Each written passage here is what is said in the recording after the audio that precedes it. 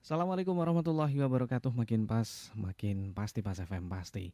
Bismillahirrahmanirrahim. Alhamdulillahirabbil alamin. Puji syukur kehadirat Allah Subhanahu wa taala yang di pagi hari ini masih merestui kita untuk kembali berjumpa melanjutkan kajian kitab hadis Targhib wa Tarhib. Salawat dan salam senantiasa kita haturkan kepada junjungan kita Nabi Agung Muhammad SAW yang mudah-mudahan kita senantiasa menjadi umatnya yang ahlu syafaah. Amin, amin, ya rabbal alamin. Mitra Pas yang dirahmati Allah, di pagi hari ini Ovi menyapa Anda dalam kajian kitab hadis Targhib wa Tarhib dengan topik-topik yang menarik Mitra Pas. Namun di pagi hari ini tentunya Anda juga bisa bergabung bersama kami di SMS dan WhatsApp 085277999901, juga telepon di 0295385877, atau juga bisa menyapa kami di fanspage kami Radio Pas FM Padi 2. Sudah rawuh bersama kami, bersama kita semuanya Mitra Pas, beliau Abah Yai Muhlisul Hadi Khairon, pengasuh pesantren dan majelis zikir Raudhatus Salam Tambah Harjo Runting Pati. Assalamualaikum Abah Yai. Waalaikumsalam warahmatullahi wabarakatuh. Kabar baik Abah? Alhamdulillah. Alhamdulillah di pagi hari ini kembali berjumpa dan menyapa mitra apa semuanya. Nah, satu topik menarik di pagi hari ini kita masih membahas tentang anjuran dalam mencintai Allah. Kita masuk di bagian yang kedua di hari ini. Monggo silakan Abah. Bismillah, alhamdulillah. Wal khairu wa syarru bima syiatillah. La haula wa la quwata illa billah. Allahumma salli ala Sayyidina Muhammad wa ala alihi wa sahbihi wa barik wa sallim ajma'in. Subhanaka la ilma lana illa ma 'allamtana innaka antal alimul hakim. Rabbi shrah li sadri wa yassir li amri wa khlul 'uqdatam min lisani yafqahu qawli bi rahmatika ya arhamar rahimin. Amma ba'du. Ila hadratin Nabil Mustafa Sidina Muhammadin sallallahu alaihi wasallam wa ala alihi wa azwajihi wa dhurriyyatihi ajma'in. Ila hadrati jamil masyayikhina wa muallimina wa murabbi rukhina khususan muallifi hadal kitab syai'ulillahi lana wa lahumul fatiha. A'udhu billahi minasyaitonir rajim. Bismillahirrahmanirrahim.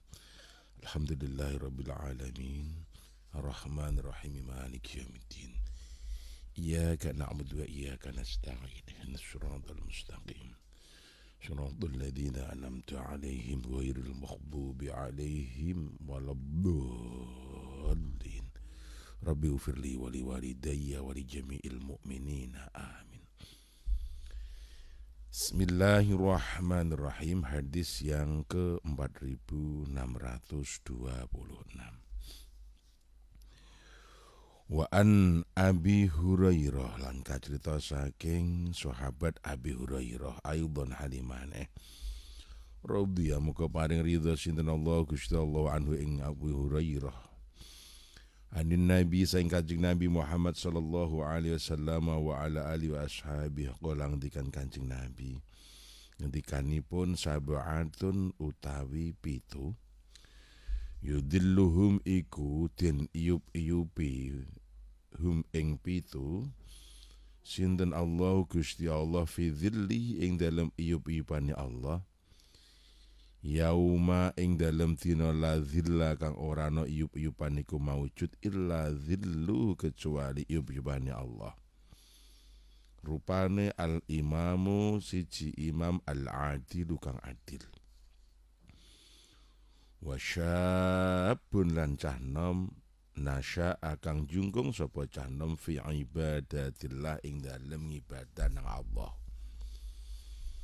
Wa rajulun lan wong lanang qalbuhu kang utawi atine rajul mu'allakun iku den gantungake fil masajid ing dalem masjid. Wa rajulan lan wong lanang loro tahaban kang tresna karone fillahi ing dalem urusane Allah ijtama'a lan kumpul karone ale ngatase Allah. wa taqarruban wa taqarruba lan pisah karo ni alai ngatasi Allah. Wa rajulun lan wong lanang da'athu kang ngajak hu ing rajul sapa imraatun cewek ayu, cewek wong wedok, zatu munsibin kang duweni rupa, duweni nasab bondo wa jamalin lan ayu. Faqala mengucap sapa rajul inni satene ingsun akhafu wa ingsun Allah ing Gusti Allah. Warajulun lan wong lanang tasaddaqo kang sedekah sapa rajul bi sedekah lawan sedekah. Fa akhfaha mongko ngrahasiake sapa rajul ha ing sedekah hatta la ta'lam sehingga ora ngerti apa simaluhu tangan kiwane rajul ma ing perkara tunfiku kang den infakake apa yaminuhu tangan tengene rajul. Wa rajulun lan wong lanang zakarallah zakara kang eling sapa rajul Allah Gusti Allah, maknane zikir khalian ing dalam panggonan sepi, famau bot mongko meler mili apa ainahu mripat lorone rajul. Rawahul Bukhari wa Muslim wa ghairuhuma. Ini hadisnya panjang. Diterangkan dari Abi Hurairah radhiyallahu anhu dari Nabi kita Muhammad sallallahu alaihi wasallam bersabda, ngendikan dawuhe ada 7 kelompok manusia yang kelak mendapatkan naungan tempat berteduh di hari kiamat, di mana tidak ada tempat berteduh, tidak ada naungan, gak nonggon ngaup kecuali hanya Allah yang punya. Emberan gak ono, wit-witan gak ono, warung, kafe, resto gak ono, nggon ngadem gak ono, nggon mager gak ono, kecuali hanya Allah yang punya. Itu menandakan kekuasaanya Allah, Maliki Yaumiddin, sang penguasa hari kiamat itu Allah. Puanas, ngelak, puanik, sumuk, bayangkan. Gak ono bakul dawet, gak ono bakul es, gak ono bakul kopi, gak ono nggon ngaup, gak ono persewaan payung, gak ada topi, pokoknya tidak ada pertolongan kecuali hanya Allah, tidak ada tempat bernaung berteduh kecuali Allah yang punya. Siapa 7 kelompok orang yang mendapatkan itu? Pertama, al-imamu adilu, al-imamul adilu, imam yang adil. Imam itu bermakna ketua, kepala. Jadi tidak harus sultan penguasa, tidak. Tidak harus amir pemerintah.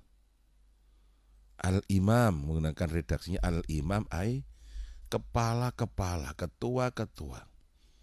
Ketua negara atau kepala negara bisa, kepala instansi bisa, kepala daerah bisa, kepala yayasan bisa, ketua organisasi, ya, kepala sekolah, ketua RT RW termasuk kepala rumah tangga. Al-imamu al-adilu, imam yang adil. Adil itu apa? Adil itu definisinya adalah wadu syai' fi mahalih. Ini cara definisi ya. Meletakkan sesuatu pada tempatnya dan menfungsikan sesuatu sesuai fungsi dan guna. Itu adil. Lawan adil, zalim. Zalim itu wad'u syai' li ghairi mahalih, meletakkan sesuatu tidak pada tempatnya, memperlakukan sesuatu tidak pada fungsi dan guna, itu zalim. Maka ketika songkok ini berada di atas kepala, maka namanya adil. Ketika sendal itu ada di kaki, namanya adil. ketika berjalan di tempatnya namanya adil. Lawan dari adil zalim. Nah, berarti imam yang harusnya melindungi, memperjuangkan terhadap bawahannya, dia adil. Tidak mengeksploitasi, tidak mengambil haknya. Nah, itu ya. Maka imam, pemimpin dari pemimpin apa saja yang punya dedikasi tinggi terhadap apa yang dia pimpin, berjiwa adil, ini adalah orang-orang yang akan mendapatkan naungan di saat tidak ada tempat bernaung kecuali di hadapan Allah.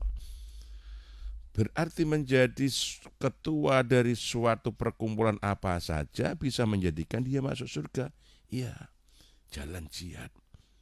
Sekarang maraknya berorganisasi karena berorganisasi di Republik Indonesia, di Negara Kesatuan Republik Indonesia itu dilindungi undang-undang.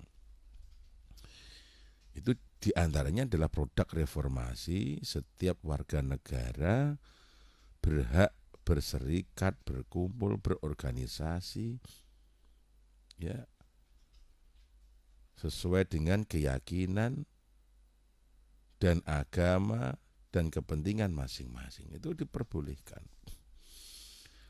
Tentu organisasi itu fitrahnya manusia dalam Islam itu ketika ada orang 3 berkumpul, maka angkatlah satu menjadi ketua. Jadi konsep apa ya, berjamaahnya itu Islam menganjurkan bahkan setiap 3 orang berkumpul itu harus ada satu ketuanya, mengangkat ketua.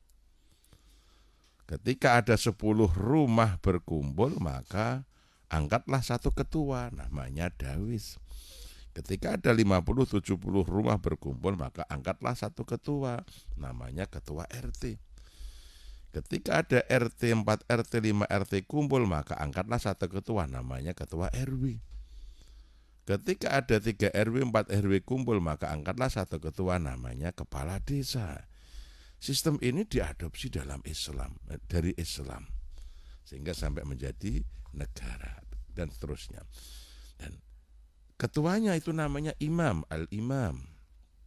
Nah, ya, itu kalau punya sifat adil maka memimpin RT, RW, desa atau perkumpulan bisa menjadikan dapat naungan dari Allah. Kalau sifatnya adil. Nomor 2, wasyabun nasya'a fi ibadillah, anak muda yang rajin beribadah. Anak muda itu layaknya ya nakal gitu ya, nakal, gemboyaan gitu ya, foya-foya, ngalor ngidul begitu, trek-trekan, geng-gengan, nonton sana nonton sini gitu. Itu lumrahnya anak muda. Tapi ini ada anak muda kok rajin ibadah, rajin jamaah, rajin mengikuti kegiatan pengajian, rajin mengikuti kegiatan sosial kemasyarakatan. Masya Allah. Kalau malam, setiap malam selalu tahajud, siangnya berpuasa.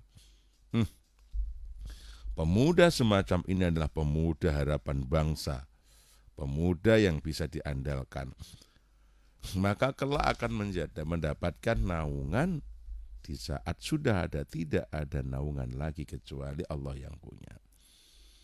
Nah, maka masa muda, masa berkarya, apalagi sekarang kita berada pada era atau alam yang diuntungkan oleh bangsa Indonesia, namanya bonus demografi, di mana populasi dunia, tren dunia itu berkurangnya generasi muda karena sudah berada di generasi tua.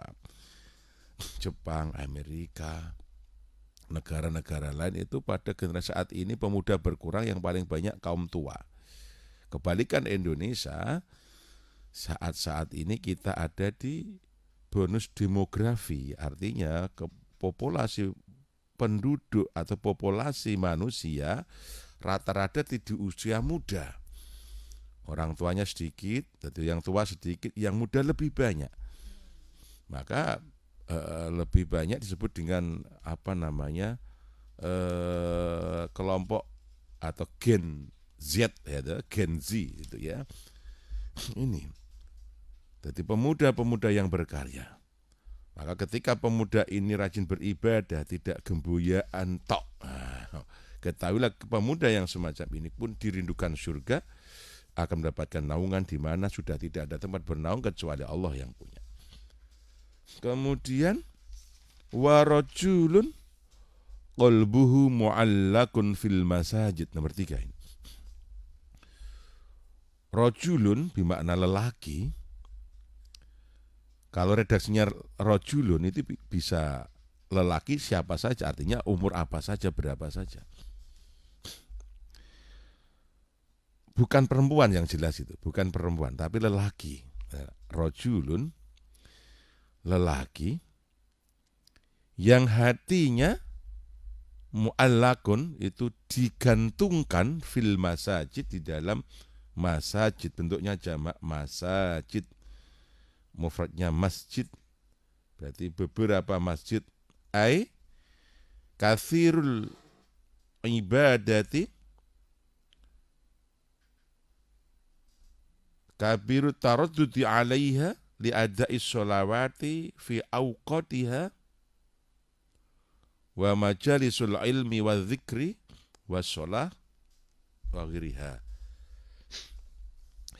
Yaitu seorang lelaki, bukan wanita, dari umur balik ke sepuh lah,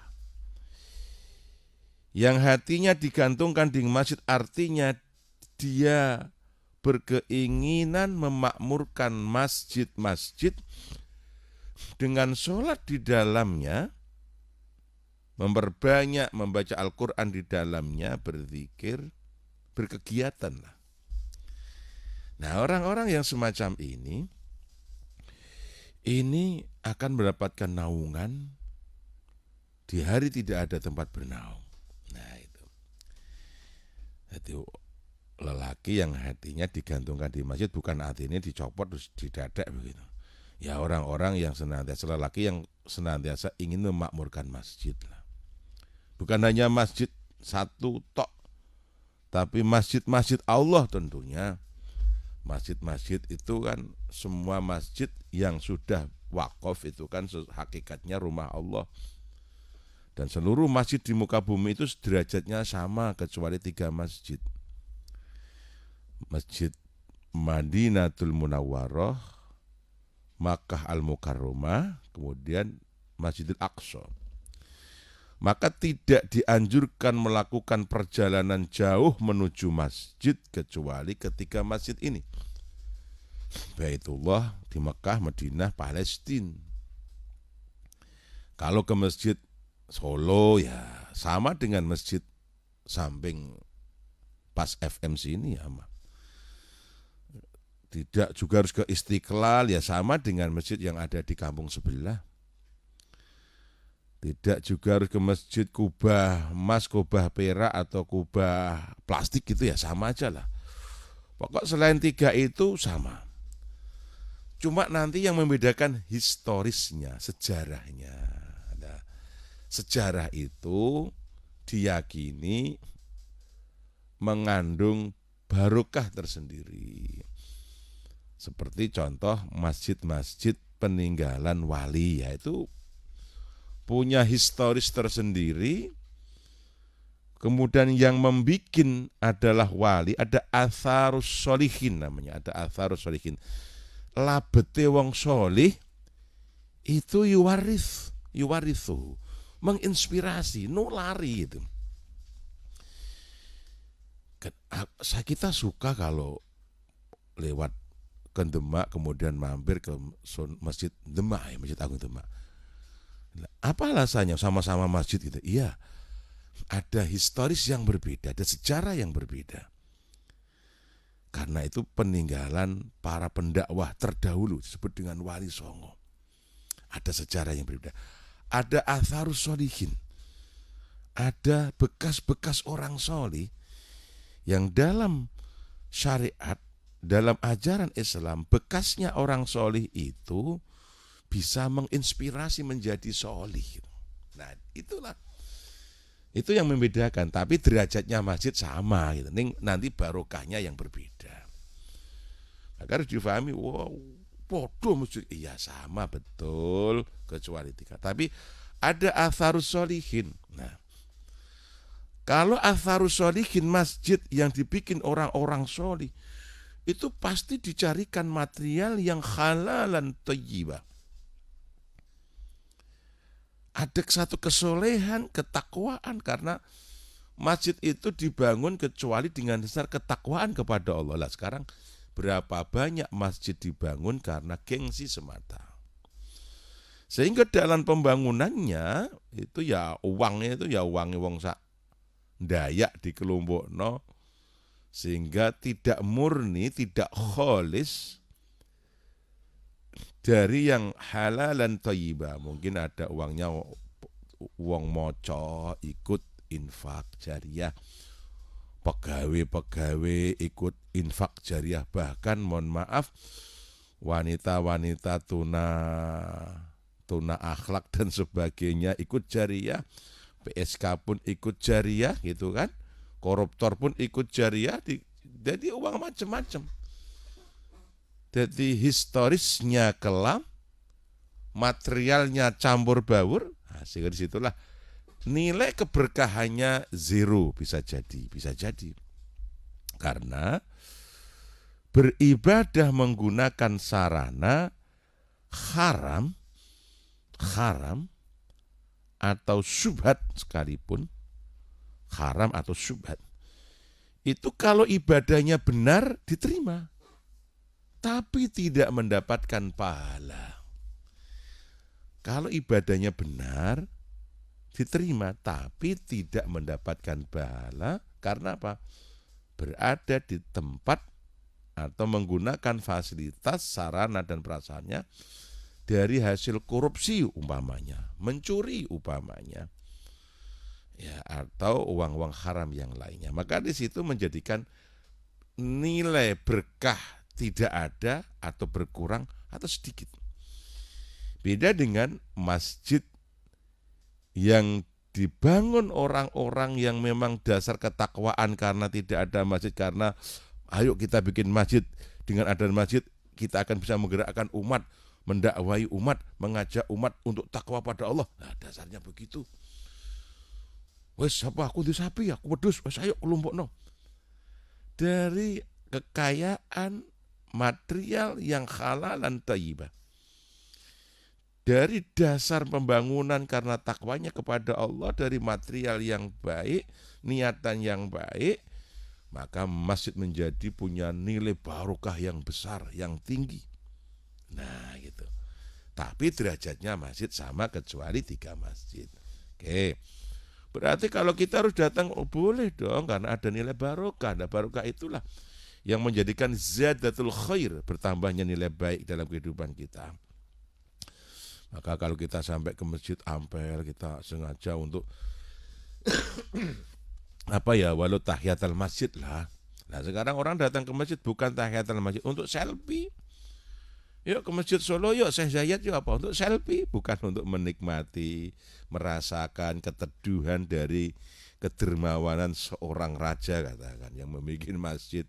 Sehingga teduh gitu kalau ibadah ke Solo, ke Masjid Menara, ke Ampel, ya masjid-masjid peninggalan orang-orang solih itu. Dan tentunya ada di sebagian yang lain masjid-masjid yang dirindukan, yang sehingga kita itu selalu ingin sholat di situ gitu. Nah maka orang-orang yang hatinya digantungkan di dalam masjid, artinya ingin senantiasa datang ke masjid untuk memakmurkan masjid-masjid ini, adalah orang-orang yang mendapatkan jaminan, mendapatkan naungan di hari di mana tidak ada naungan lagi, yaitu di hari kiamat. Bukan perempuan tidak dianjurkan untuk memakmurkan masjid. Namun perempuan boleh kalau mau ikut, tapi tidak dianjurkan. Disebut tidak sunnah. Wanita tidak disunahkan untuk imaratul masajid. Nah ini. Nah sekarang, zaman sekarang, Yang datang berbondong-bondong memakmurkan masjid itu ya wanita. Ini beda, tidak termasuk dengan hadis ini. Karena kalimatnya rojulun. Kalau man begitu, man qalbuhu mu'allakun atau ahadukum min ahadikum, tapi keridanya rojulun, maka menunjuk pada gender, kelamin, yaitu laki-laki. Mohon maaf ibu-ibu, tidak termasuk ya. Tapi kalau di masjidnya ada majelis taklim, ada ngaji, maka niatlah datang untuk ngaji. Nah itu, karena ngajinya itu masih wajib bagi laki dan perempuan, walau harus keluar rumah, walaupun jauh, bagi perempuan wajib mencari ilmu. Maka keluarnya wanita-wanita itu menjadi istimewa, wanita itu juga ketika keluar rumah untuk tolabul ilmi, tolabatul ilmah, ilmi ya. Itu ibu-ibu, tidak untuk jamaah. Kalau jamaah perempuan wanita baiknya di rumah.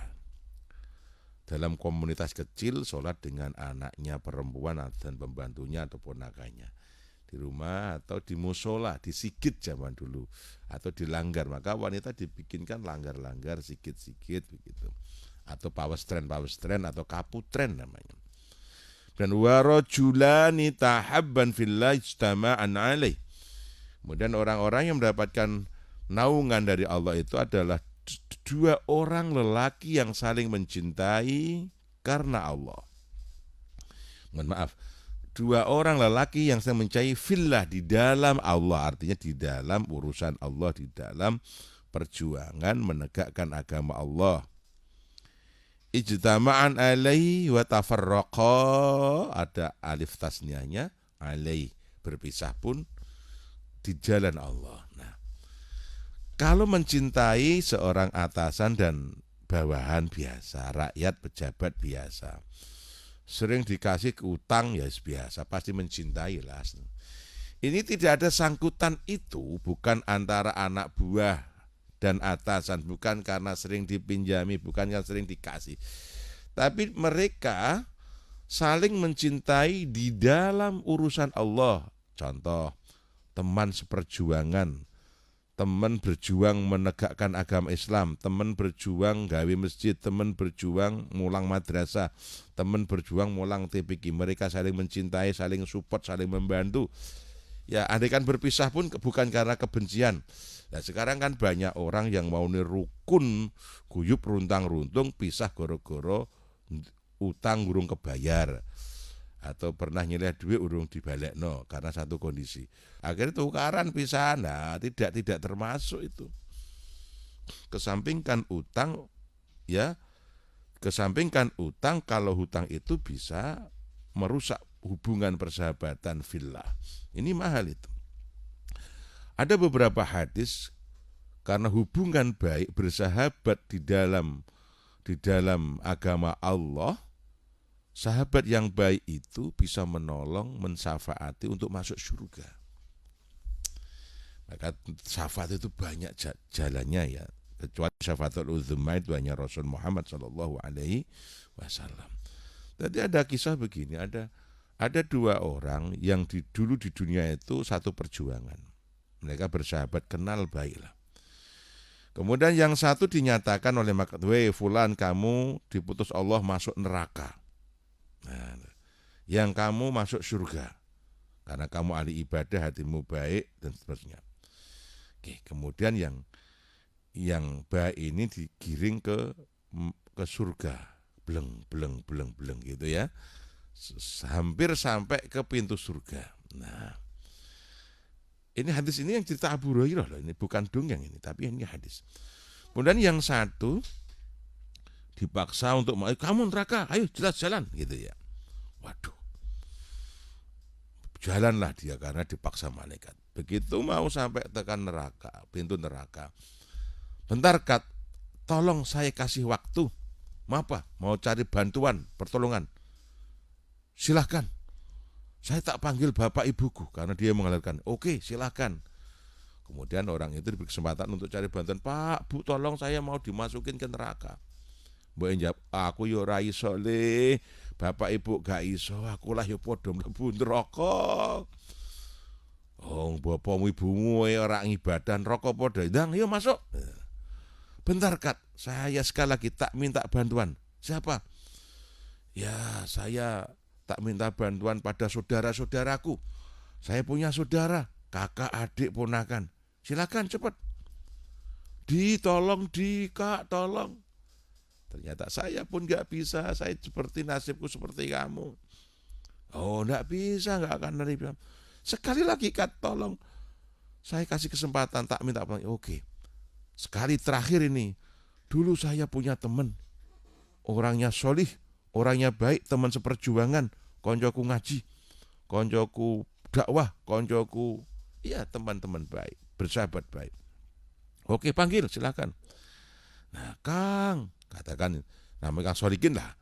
Kang Solikin bin Abdullah, tolong Kang, dulu kita kan bersahabat. Katakan, dulu sampean koncoku berjuang, sampean seniorku, sampean dulu sering tak pijetin, tak bantu, kita berjuang bersama. Tolong Kang, sekarang saya dimasukkan ke dalam neraka. Itu temannya yang mau masuk surga itu dia, ono suara manggil-manggil nama saya, itu kayaknya kenal lah sahabat. Itu kan bejo itu. Koncoku berjuang walaupun bagian nyapu ke, bagian pijet-pijet ke. Udah, iya betul itu Bejo bin Suto. Dia diputus masuk neraka, wong hatinya buruk, jahat dia itu. Sampean putusannya swarga cepet, sampean lebus swarga monggo, kiai sampean swarga. Tapi dia panggil-panggil saya kenal, masuk aku enak-enak nang swarga. Temanku masuk neraka, aku gak mau. Saya gak mau neraka swarga kalau temanku yang panggil-panggil tidak tak ajak ke surga. Akhirnya malaikatnya juga kebingungan, kemudian matur pada Allah, ya Allah, ini ada hambamu yang tidak mau masuk surga, begogok gak gelem, malah kepingin ngajak koncone yang diputus masuk neraka. Siapa? Solihin bin Abdullah. Oh ya, itu orang baik, orang solih. Biarkan dia mengajak, memberi syafaat kepada teman-teman filahnya. Masya Allah. Ada dalam hadis di beberapa kitab-kitab klasik, di Riyadhus Shalihin ada, di Durratun Nasihin ada, di Mukhtarul Ahadits ada. Dan ternyata berteman dengan orang sholih, orang ahli ibadah, terus menjaga pertemanan itu, tahabbuna fillah wa taghabduna fillah wa tafarraqa fillah, mencintai karena Allah. Kalau berpisah pun bukan karena sesuatu hal, tapi berpisah karena arti kematian yang memisahkannya. Maka hubungan baik itu akan bisa membawa kita mendapat syafaat dari teman yang baik, dan kita mendapatkan dzil di hadapan Allah di hari kiamat kelak. Masya Allah. Maka jaga hubungan baik, saling mencintai, mengasihilah, ya, apalagi terhadap orang-orang yang memang tidak ada komitmen keduniawiaan yang menjadikan kita terus bersahabat, berteman, bersaudara, dan lain sebagainya. Jangan berpisah karena kebencian, karena terprovokasi satu ajaran atau kelompok atau partai politik atau pilihan politik ataupun masalah uang atau materi. Itu sangat buruk dan akan memecah belah persahabatan yang telah dirajut. Baik, kemudian warajulun da'athu imra'atan dzata munsibin wa jamalin faqala inni akhafullah. Seorang laki-laki yang diajak berzina wanita yang cantik, yang dari kasta mulia, tapi dia menolak karena aku takut kepada Allah. Nah, ini loh Mas, kalau saya bisa itu. Kalau yang ngajak jelek, ya, iki nek sing ngajak cantik, bangsawan, bukan bangsa turawan ya. Orang terhormat cantik. Kalau cantik tapi orang yang premo biasa towo itu beda lagi. Ini wanita terhormat, cantik, ngajak zina. Kira-kira cari tempat atau menunggu waktu, Mas? Atau jangan-jangan cari KUA, Mas? Bener itu. Ya, itu. Ini diajak zina, jangan KUA aja gitu. Wah, cerdas itu Mas. Nah, ini akhafullah, no, saya takut pada Allah. Kita cari KUA dulu lah. Nah, begitu. Warajulun tasaddaq, jangan diperpanjang masalah itu. Wa rajulun tasaddaqa bi shadaqatin wa akhfa hatta ta'lam simaluhu ma tunfiqu yamin. Ini orang yang mendapatkan dzil lagi adalah lelaki yang bersedekah yang dirahasiakan sehingga seolah tangan kanan memberi, tangan kiri pun tidak tahu itu. Begitu rapi persedekahan itu, begitu dirahasiakan sedemikian rupa sehingga tangan kanan memberi, tangan kiri nggak tahu, padahal kan sepasang. Nah sekarang banyak orang yang sedekah, banyak yang dermawan, tapi untuk konten, kepentingan konten, untuk meningkatkan elektabilitas politiknya. Politisi apalagi, tapi ini lama sih nggak ada orang dermawan ini ya. 5 tahun lagi. 5 tahun lagi ya banyak, waduh 4 tahun lah. Nanti banyak para dermawan ya, dermawan datang bermunculan memenuhi media sosial ataupun tempat-tempat masyarakat berkumpul. Sekarang mah lama nih kangen ada orang kasih ini, kasih itu, transfer ini, sekarang nggak ada. Ya, itulah. Padahal dermawan, kaum dermawan, orang-orang yang sedekah, yang dirahasiakan ini mendapatkan sesuatu ya, reward dari Allah Subhanahu wa taala, akan mendapatkan zil di hari kiamat kelak. Nah, hadis ini juga difahami, kalau kiai saya dulu tuh hadis ini tuh sanepo, itu majas. Tangan kanan memberi, tangan kiri tidak tahu. Artinya tangan kanan itu suami, kiri istri. Seorang suami yang senantiasa bersedekah yang tidak harus izin pada istrinya.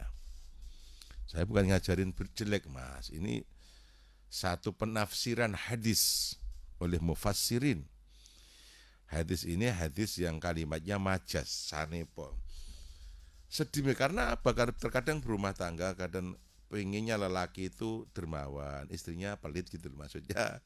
Atau sebaliknya, itulah. Jadi sehingga ketika lelaki mau berbuat baik itu harus izin istrinya, dan kalau izin belum tentu boleh, kalau boleh harus bertengkar dulu. Memberi orang tuanya harus izin, memberi saudara harus izin. Nah, paling berinfak jangan banyak-banyak. Saya buai. Pengen 100.000 keluarnya hanya 1.000, kan diribut cek perempuan. Uang paling lucu ya Pak. Orang paling lucu itu.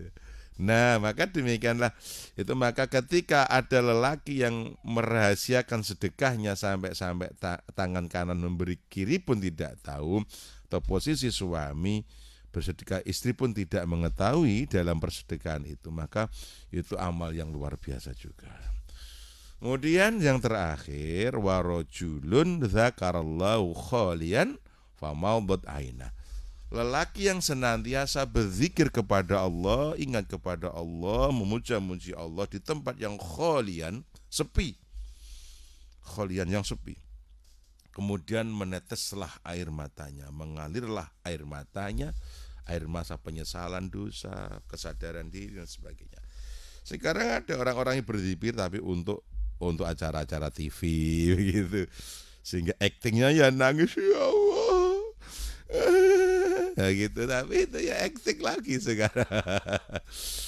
Itu mah hanya sebatas tayangan gitu ya, didramatisir, doanya menggetarkan jiwa, zikirnya membuat merinding, tapi acting. Nah, maka kalimatnya rajulun dzakarul khalian ing dalem panggonan sepi.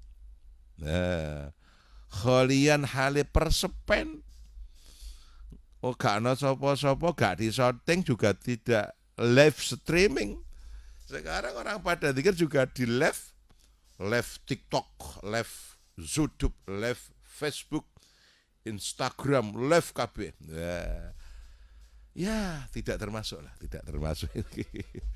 Ya famamdut ainahu, mengalirlah air matanya. Tapi kan sudah dapat nanti dari YouTube dapat, dari Meta dapat. Nah, itu tidak termasuk yang mendapat zil dari Allah Subhanahu wa taala. Hadisnya riwayat Bukhari, Muslim dan yang lainnya. Semoga bermanfaat, Allahumma amin. Amin ya robbal alamin. Nah, Mitra Pas, pembahasan kedua nanti kita akan masuk di sesi tanya jawab. Setelah break iklan berikut ini, Mitra Pas tetap bersama kami di kajian kitab hadis Tarhib wa Tarhib. Terima kasih Mitra Pas, Anda masih terus menyimak kajian kitab hadis Tarhib wa Tarhib untuk edisi pagi hari ini. Nah, kita sudah masuk di sesi yang kedua, yakni sesi diskusi, sesi tanya jawab. Anda bisa bergabung bersama kami di SMS dan WhatsApp 085277999101, telepon di 0295385877. Masih satu pembahasan yang sangat menarik, anjuran dalam mencintai Allah bagian 2. Dan menyapa Anda Mitra Pas pagi hari ini, beberapa WhatsApp dari pendengar pagi ini yang sudah masuk ke redaksi kami. Ada dari Mbak Dwi, Assalamualaikum Abah Yai. Waalaikumsalam warahmatullahi wabarakatuh. Mohon izin tanya Abah, bukankah jika zaman sekarang hal baik tidak diviralkan, maka seluruh media sosial akan dipenuhi hal-hal negatif? Dari Mbak Dwi di Pati, terima kasih. Ya bagus untuk keseimbangan. Kita kan tidak membahas yang viral, tapi niatnya. Kan memperlihatkan amal sedekah alaniyah boleh, sirri pun boleh. Yang penting niatnya itu tidak riya al-linnas. Tidak ada motivasi keduniawiaan, contohnya ingin populer, ingin menjadi ini dan itu, begitu loh. Ya bersedekah ya karena Allah, dan niat itu kita nggak tahu karena syariat tidak menghukum hati ya. Syariat itu hanya membahas perilaku yang benar sesuai apa? Sesuai dengan tuntunan syariat. Nah, niatan orang yang tahu, maka tugas kita berhusnudzon. Nah, makanya dalam hadis itu rajulun tasaddaqu bi shadaqatin fa akhfaha hatta la ta'lam simaluhu ma tunfiqu yaminu. Itu majas seolah tangan kanan memberi, tangan kiri kok enggak tahu. Kan begitu rapat dan begitu dirahasiakan persedekahan itu. Itu yang menjadikan nilai tersendiri. Kalau memilih menviralkan silahkan, nanti mungkin ada nilai kebaikan yang menginspirasi itu, tapi tidak nilai yang merahasiakan itu. Jadi semua dinilai kan. Jadi taruhlah orang begini, orang bersedekah membantu orang kemudian diviralkan. Ya, kalau walaupun diviralkan kan belum tentu salah. Kalau niatnya baik, saya viralkan untuk mengedukasi masyarakat, untuk menginspirasi masyarakat agar ditiru orang lain, agar banyak kebaikan. Kalau semacam itu kan juga boleh kan. Tetap ikhlas itu namanya walaupun diviralkan ya. Ini kan beda dengan yang tujuannya, ada tujuan agar begini dipilih, agar didapat simpatik, agar itu yang dimaksud. Tapi kalau niatannya untuk menginspirasi orang lain agar diturang, ya it's okay, monggo. Namun tidak dalam kategori hadis yang fa'akhfaha itu. Nah, tidak termasuk kategori yang hadis ini karena temanya merahasiakan sedekah. Merahasiakan sedekah sampai tangan kiri aja enggak tahu, tangan kanan yang memberi. Sedekat itu enggak tahu. Nah, itu loh.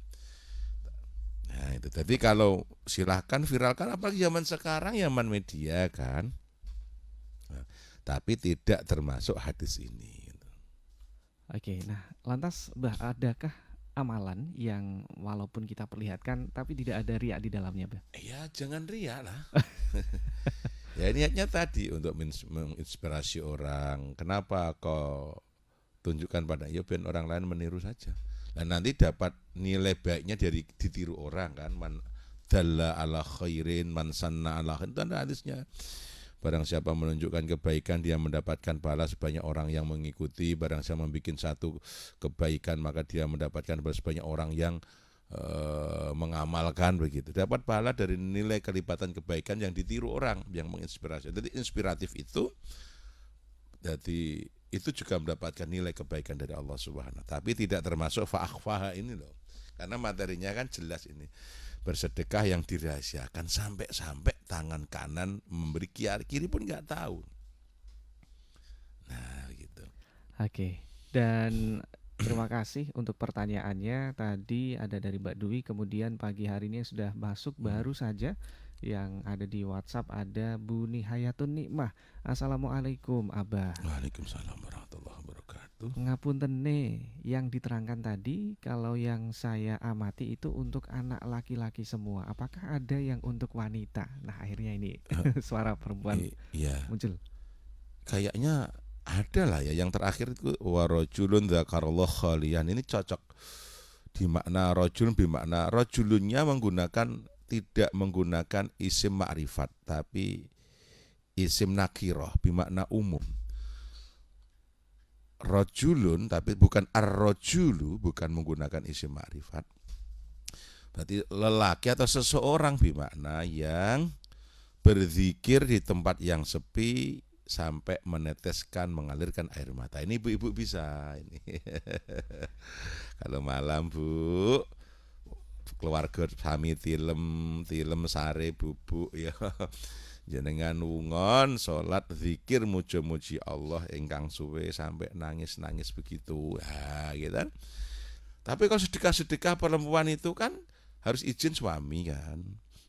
Kalau istri sedekah harus izin, maka di situ digambarkan wa akhfaha hatta la ta'lam simaluhu. Nah, simaluhu, simal kanan, kiri itu gambaran wanita.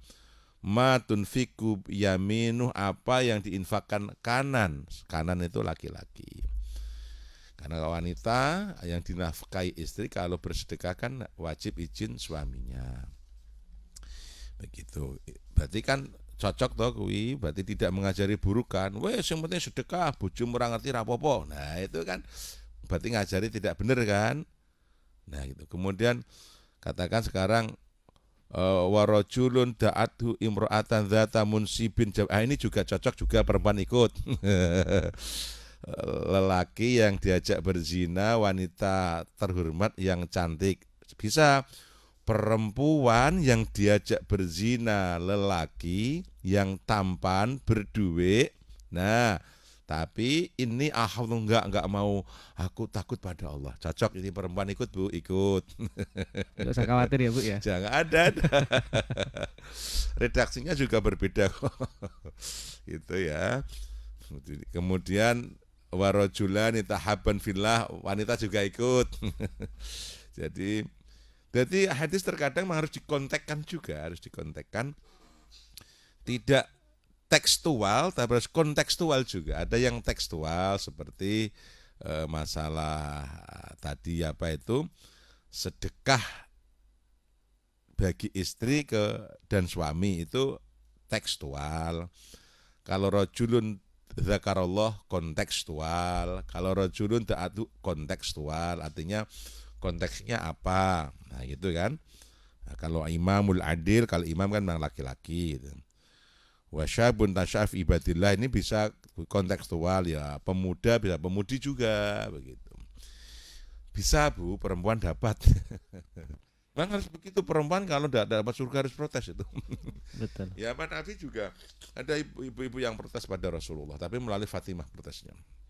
Jadi ketika Rasulullah memberi kabar tentang betapa kemuliaan jihad itu, berperang di jalan Allah, sehingga kalau mati dapat surga, gambaran penjemputannya juga bidadari berbau wangi. Wanita kan protes itu, wah Rasulullah ini gimana Rasulullah? Ya Fatimah ini bagaimana, nasib kita begini-begini. Akhirnya terus jak matur oleh Fatimah ke Rasulullah, yuk kita menghadap Rasulullah. Ya Rasul, ini ibu-ibu begini-begini. Terus jangan menjawab, jihad tuki fi baitik, jihadmu di rumahmu. Jadi wanita tidak harus berperang ke medan laga. Sederhananya berarti wanita juga tidak harus mengajar, tidak harus berorganisasi gitu ya. Kalau ingin surga tidak itu juga, cukup menjadi ibu rumah tangga yang solihah, yang baik, yang muti'ah. Itu jihad, itu surga yang paling mudah bagi ibu. Tapi kalau wanita terus berkarir, itu pun boleh-boleh saja karena memberi nilai unsur kemanfaatan. Khairun nas anfa'uhum linnas, menjadi wanita yang baik tentu mendapat nilai, tambah nilai.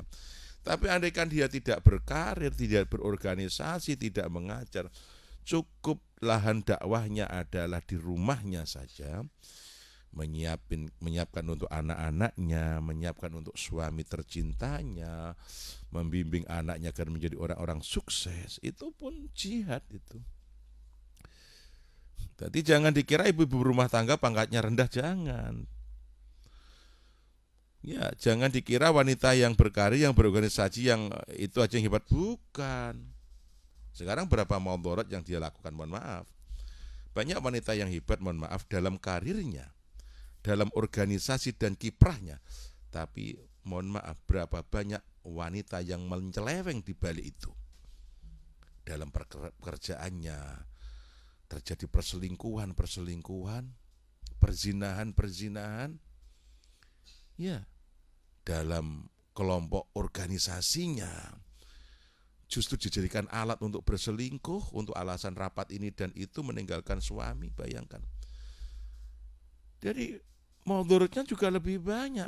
Buat apa berkarir? Mohon maaf ini. Buat apa berkarya, tapi di balik itu banyak dosa-dosa yang diciptakan. Nah, mungkin ibu-ibu itu terlalu lugu kelihatannya. Nggak ngerti kono, nggak ngerti kini, nggak pernah kumpulan dan lain sebagainya. Tapi dia begitu menjaga kehormatan dirinya, menjaga kehormatan kewanitaannya dan keibuannya. Betapa harumnya namanya di langit walaupun tidak harum di dunia. Ya, mungkin dia hanya memberi kemanfaatan hanya cukup kepada keluarganya saja. Namun ketahuilah, dan sebetulnya itulah tugas utamanya. Itu sudah cukup menghantarkan dia kepada surga pada posisi min ayyiba bin sya'ad, dari pintu mana yang kau suka. Nah, itu maka tidak menganjurkan wanita, tapi ketika wanita ingin juga boleh. Gitu. Tapi ketahuilah, perempuan sesungguhnya sudah dimudahkan dengan cara dan kodratnya tersendiri. Wah, kalau ikut jihad gak maju wanita. Bukan masalah maju dan tidak. Ini kan ajaran. Nah, tergantung kalau mau memilih yang mana silahkan. Semua ada nilai plus minusnya kok. Oke. Berarti kalau harus berkarir ya harus amanah. Kalau harus berorganisasi amanah, karena ini pintu-pintu setan banyak menjadi pintu setan. Mohon maaf, tidak semuanya ya, tapi banyak dan terbukti. Seorang, mohon maaf, suaminya di rumah, istrinya seorang pengajar, taruhlah, atau pegawai, nanti ayah, nanti mama ada rapat di luar kota, ada pembimbingan untuk program Bintek ini dan itu 3 hari.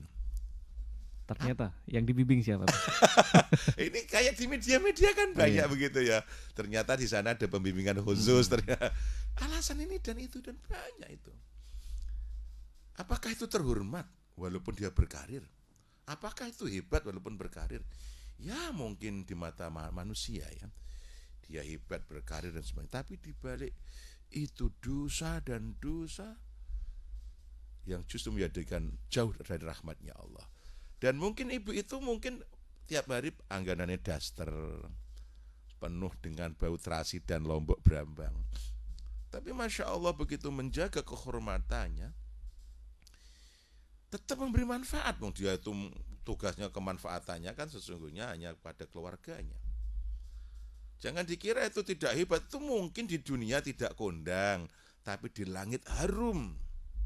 Ya gitu loh. Maka ketika wanita-wanita zaman Nabi itu tidak diperintahkan untuk berjihad. Kalau ikut ya mendampingi suaminya, gitu kan? Sehingga protes ke Rasulullah, sehingga jihadtuki fi baitik, jihadmu di dalam rumahmu. Artinya karirnya wanita itu ibu rumah tangga, gitu loh. Itu asli karirnya, gitu. Berarti kalau harus keluar rumah tangga, dia wajib amanah dan suami tidak boleh memerintahkan. Suami yang memerintahkan istrinya untuk keluar rumah satu kegiatan atau bekerja atau apa, kemudian berpotensi diganggu orang atau berbuat, mohon maaf, terjadi perzinahan dan perselingkuhan, itu hukumnya haram. Dan itu sudah dibatsul masalah kan ya di beberapa organisasi. lelaki yang merintahkan sana bu kue merantau ning Taiwan apa nang ndi bentuk dik mrah. Sementara kita tahu dalam circle itu, dalam pergaulan itu, dalam lingkungan itu sangat berpotensi perzinahan dan perselingkuhan. Maka haram lelaki memerintahkan suami memerintahkan istrinya pergi ke sana. Nah, gitu. Wah, enak banget loh Bu ya. Cukup di rumah taat. Iya. Cuma kan ya sedikit yang karena Iya. pasti dibilang katrok. Tidak sosialita, sosial desa. Oke. Yang sudah masuk di ujung telepon kita sapa dulu. Halo, assalamualaikum. Waalaikumsalam Mas Sofi. Baik, dari Juwana ya. Ya, dari Monggo, Mas Udin Mas di Udin. Juwana. Hmm, Jadi mau tanya ya apa? nggih. Terkadang di masyarakat kita kan banyak juga perempuan-perempuan yang juga memakmurkan masjid. Apakah pahalanya juga sama 27 rakaat ketika salat jamaah di masjid lagi perempuan itu apa? Mohon penjelasannya. Terima kasih. Assalamualaikum. Waalaikumsalam. Hadisnya warahmatullahi. Ibnu Majah. Dalam Sunan Ibnu Majah. Jadi afdhalus sholatul mar'ah fi baitiha wa afdhulu baitiha fi hujriha. Afdhal utamanya sholatnya wanita itu di rumahnya. Dan bagian rumah yang paling afdhal adalah di kamarnya. Nah ini hadisnya begitu. Jadi wanita tidak dianjurkan untuk memakmurkan masjid. Maka wanita tidak dianjurkan berjamaah di masjid, tapi dianjurkan sholatnya di rumah, di dalam kamarnya, atau di sikit-sikit atau tempat-tempat privat. Sekarang bagaimana kalau wanita mau ikut? Ya boleh kalau ikut, aku ikut. Ya, sementing jangan diajak, aku jamaah apa? Ya berarti dikancani, dia ada muhrimnya. Atau keluarnya karena ada satu kajian atau pengajian gitu. Saya ikut sekalian ngaji. Nah, itu ada nilai ngajinya itu. Begitu. Jadi ada wilayah.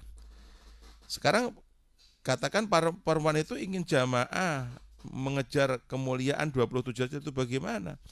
Ya begini logikanya. Kalau di rumah afdol utama, saya ibaratkan itu nilainya inten gitu, batu inten gitu. Kalau 27 betul dapat 27 yang berjamaah di masjid. Tapi 27 nilainya hanya batu akik biasa. Batu akik lah, bukan batu biasa. Akik, batu akik 27 dengan permata 1 biji nilainya mahal mana. Nah itu ibarat logika sederhananya begitu. Apalagi kalau di ruang privat berjamaah kan jos lagi malah. Inten 17. Gitu. Itu artinya kalau di ruang privat berjamaah suaminya nggak di masjid Pak? Ya di masjid makanya. Maka sampai secara fikih kan sampai diperbolehkan katakan suami berjamaah di masjid dulu kemudian pulang ngimami di rumah lagi itu diperbolehkan secara fikih. Karena istri pun ingin berjamaah mendapat lipatan atau derajat 27.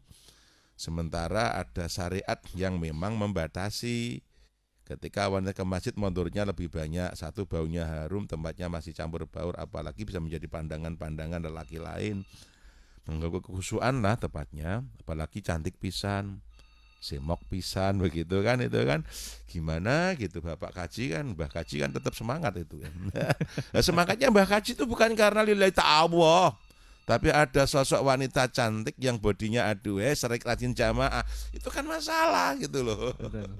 Penyelewengan lagi Pak. Ya penyelewengan hati. Dan itu yang banyak. Oke. Dan pagi hari ini saya seneng banget ini Bah, kita digeruduk sama ibu-ibu solihah lagi yang pagi hari ini menyapa di WhatsApp kita Bah. Biarin. Ada dari Ibu Musyarofah, pendengar setia kita. Assalamualaikum Abah Yai. Waalaikumsalam warahmatullahi wabarakatuh. Mau tanya, tadi disebutkan bahwa bila perempuan mau bersedekah harus dapat izin dari suaminya. Ya. Lantas bagaimana jika perempuan itu bekerja? Bolehkah bersedekah tanpa seizin suaminya? Beda, bagus nih pertanyaan. Iya, bukan kecuali wanita yang bekerja atau uangnya sendiri. Karena dalam Islam itu dalam hal ini memang terasa nggak adil, Mas. Saya juga protes itu. Kemana protesnya dia? Wanita kalau dapat penghasilan dari pekerjaannya atau punya harta benda itu menjadi miliknya Milik sendiri. sendiri. Kalau laki-laki yang bekerja menjadi milik bersama, kan tidak adil itu ya. Halo ibu-ibu, tenang bu, jenengan kalau udah kerja uangnya jenengan pek dewe. Suami tidak boleh punya hak. Tapi kan suami harus pintar, cerdas, karena perintahnya suami harus dilaksanakan gitu. Bu, mah saya kan tidak punya uang, papa kan lagi nggak punya uang. Mama yang punya, tolong dong bayarin sekolahnya anak. Tolong dong bayarin utangku gitu. Tolong dong lah gitu. Nah kalau istri yang taat siap bos kan begitu ya. Ada yang masuk dimasukin. Nah, ini yang sudah menunggu juga di ujung telepon. Assalamualaikum. Waalaikumsalam. Ya, dari siapa di mana, Bapak? Dari Mbah Duljono. Oh, Mbak Durjono, monggo. Nggih, badhe takon nggih. Kula riyen jaman semono niku lak gadah putra jaler nggih. Kula akeh-akeh gedhe niku namung setunggal. Dan niku sampun tiange sampun sedo pripun nggih nek tiyang jaler niku ture kalih. Sampun nggih. Nggih, kalau sudah mati sudah dihajikan aja Pak. Kalau mau mengkodok, kalau ada uang dihajikan, dibatalkan haji aja. Itu lebih wajib daripada akikah yang sudah meninggal dunia. Akikah boleh satu untuk laki-laki boleh. Wong Nabi mengakikahkan Hasan juga satu kabsan, Husain kabsan. Sudah cukup. Tapi kalau dua, tapi Nabi memerintahkan laki-laki dua, perempuan satu. Nah, prakteknya Nabi untuk Hasan Husain dua, satu gitu loh. Tapi memerintahkan untuk laki-laki dua, perempuan satu. Artinya dua sempurna, satu cukup, kayak KBW. Gitu. Nah, kalau sudah meninggal dunia sebetulnya ada kewajiban ahlul waris untuk melakukan beberapa hal untuk yang sudah meninggal dunia, seperti menghajikan. Wa yajibu ayyahujja ala mayyitin bitirkatihi,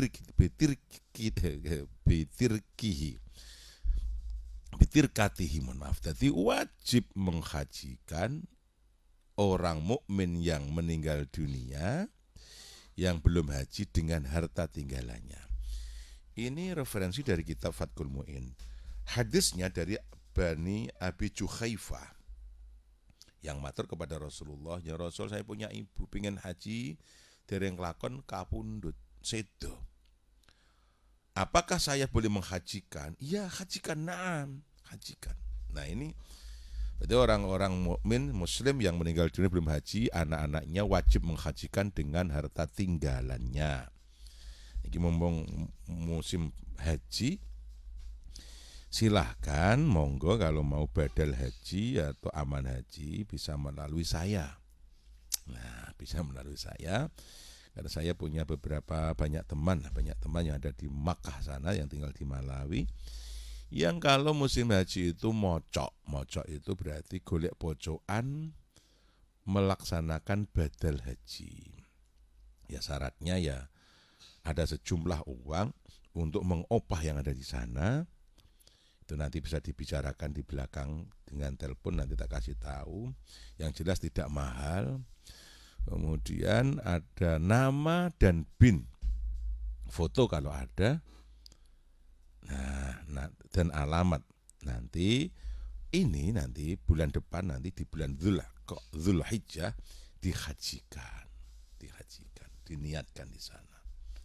Oke. Itu lebih wajib daripada yang mengkodok akikah atau kurban ya. Baik, jadi begitu Mbah Duljono, nanti bisa berhubungan langsung dengan Abah Yai.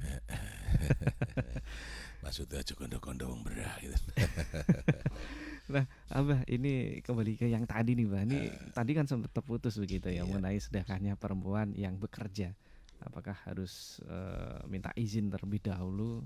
Karena kalau ada potensi nanti adanya prahara karena nggak izin, nah mending kan izin.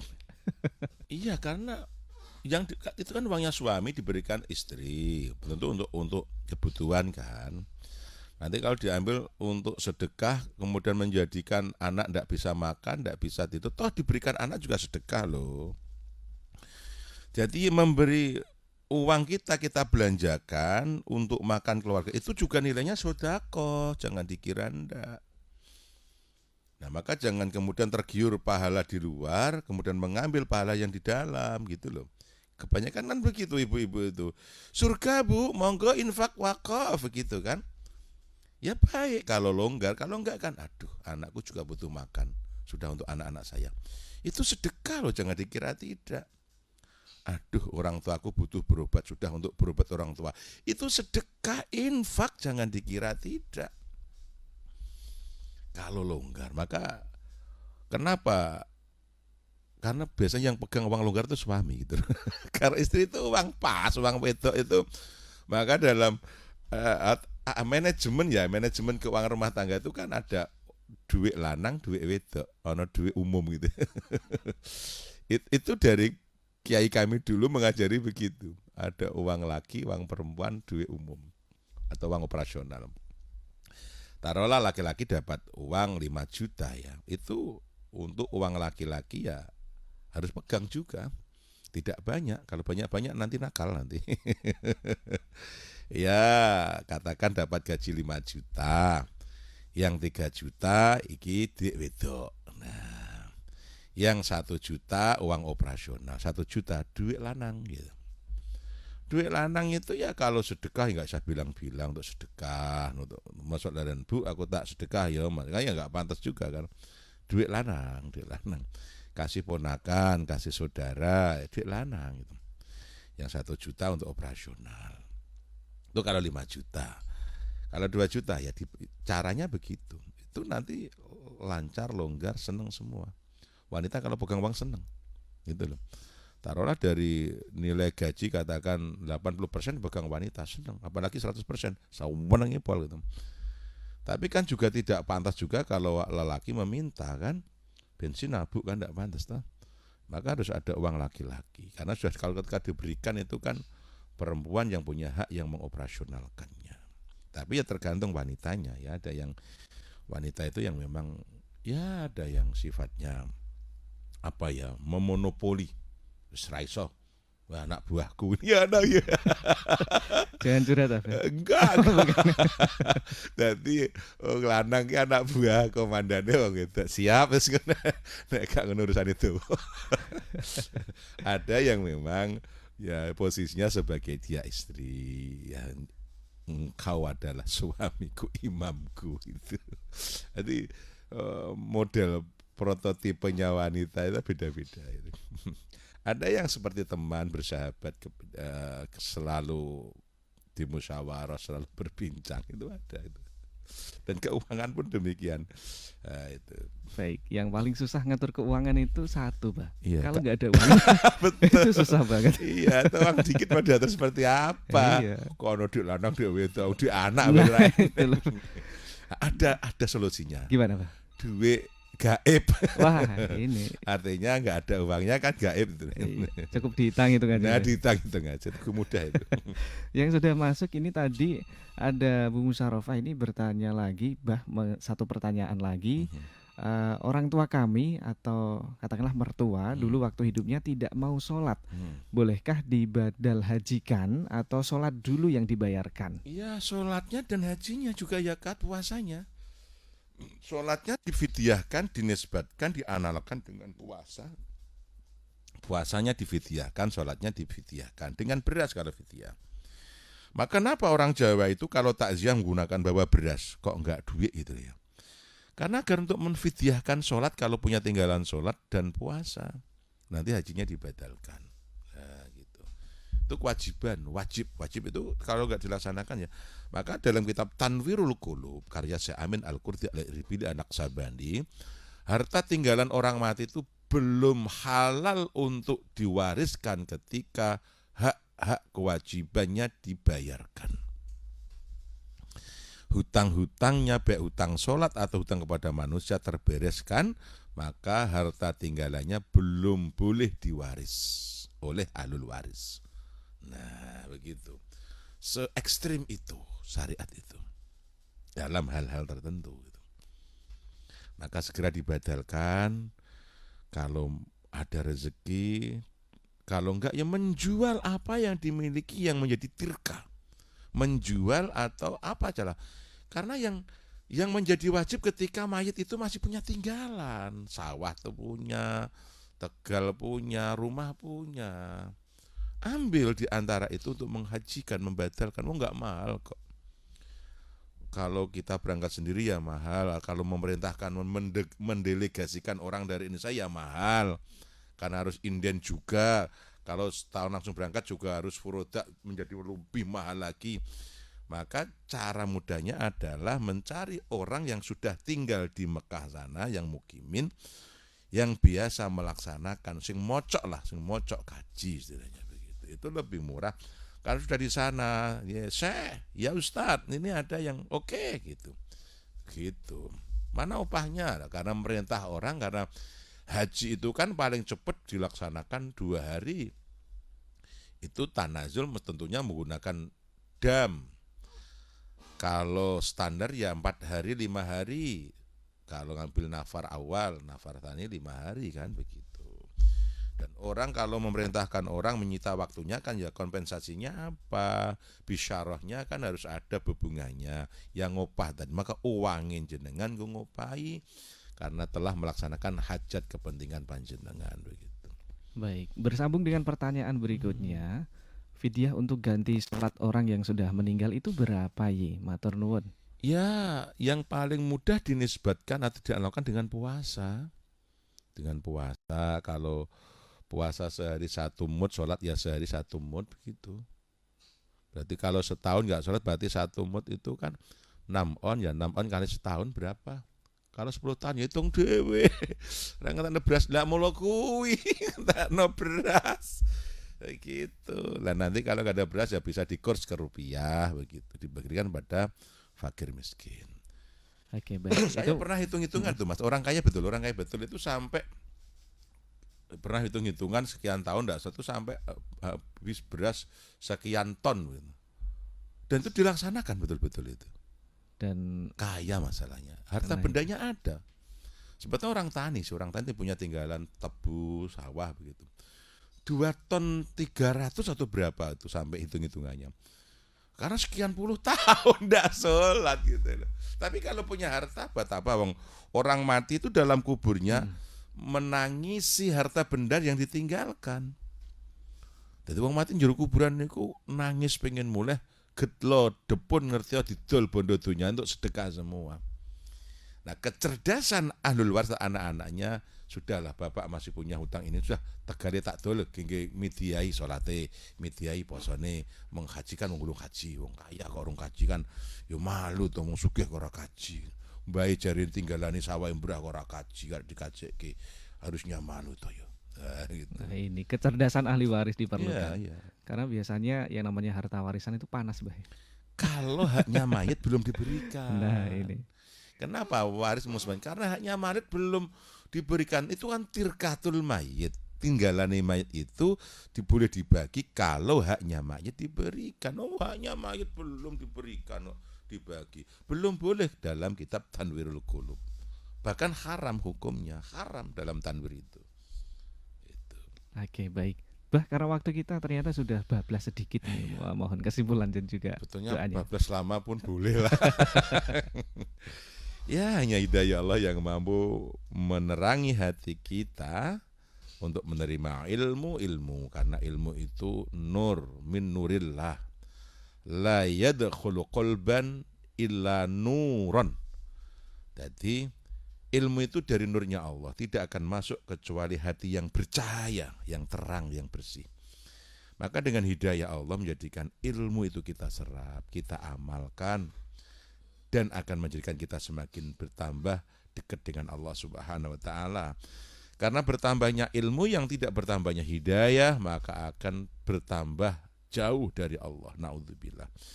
Akhirnya billahi taufiq wal hidayah. Assalamualaikum warahmatullahi wabarakatuh. Waalaikumsalam warahmatullahi wabarakatuh.